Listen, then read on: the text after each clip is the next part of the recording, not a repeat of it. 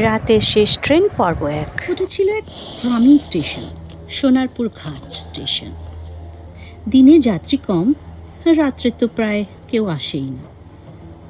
সেই station master হরিপদবাবু চাকরি করতেন বহু বছর ধরে। লোকজন বলতো মধ্যরাতের পর নাকি ওখানে কিছু অদ্ভুত দেখা যায়। একদিন রাত 12টার পর হরিপদবাবু শুনলেন দূর থেকে ট্রেনের হুইসেল, কিন্তু আজ তো কোনো ট্রেনের টাইম ছিল না। তিনি বেরিয়ে এলেন হাতে লাল লণ্ঠন নিয়ে। প্ল্যাটফর্মে কুয়াশা, বাতাসে ঠান্ডা গন্ধ।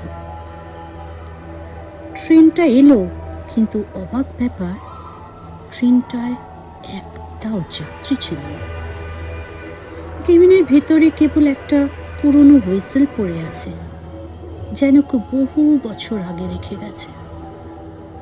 হরিপদবাবু নিচু হয়ে হুইসেলটা তুললেন, আর তখন ট্রেনটা এক নিমেষে মিলিয়ে গেল অন্ধকারে। পরদিন সকালে লোকজন দেখল স্টেশনের টেবিলে হরিপদবাবুর টুপি আর নেই, হুইসেলটা পড়ে আছে, কিন্তু হরিপদবাবু তার আর কোনো খোঁজ মেলেনি আজও। এর আগে জানার জন্য আপনাদের দ্বিতীয় পর্ব দেখতে হবে। আপনি যদি ফেসবুক থেকে দেখেন তাহলে আপনি আমার ফেসবুক পেজটিকে ফলো করবেন, এবং ইউটিউব দেখলে ইউটিউব থেকে সাবস্ক্রাইব করে দেবেন এবং লাইক করবেন।